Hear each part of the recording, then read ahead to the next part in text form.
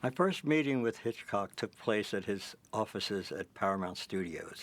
Psycho was a Paramount picture. And he was, as always, as I would soon be learning, immaculately dressed, dark suit, white shirt, beautiful tie, sat behind his desk, rarely moved away from his desk, and very warm.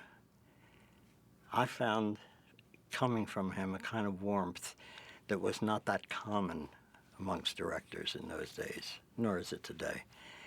But it was a wonderful, wonderful kind of rapport. And his interests were charming. He asked me things about myself. I told him that I was in analysis, and that, as a matter of fact, I had just come from a session with my analyst. And he was very, very curious about that, but always in a very polite way. But he truly wanted to know what was going on.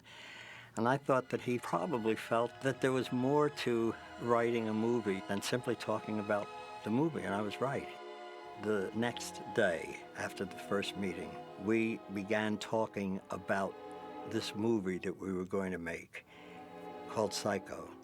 We never mentioned the book again, and we never referred to the book again. And there's never any talk about dialogue or motivation. The thing that was a little bit scary at that point in my life about the way Hitchcock worked was that he would not discuss motivations and characters and why people are doing it. He felt that was my job. If I asked him any kind of question like that, he would say, well, that's up to you, Joseph. And I realized early on that he had faith in the writer or he did not have faith.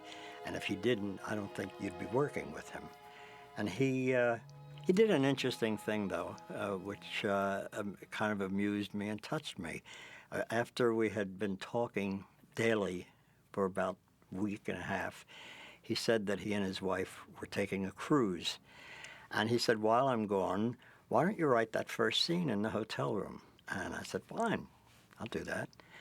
And I wrote it, and when he came back, we resumed our meetings, and I gave him the scene. And the next morning, he said to me, Alma loved it.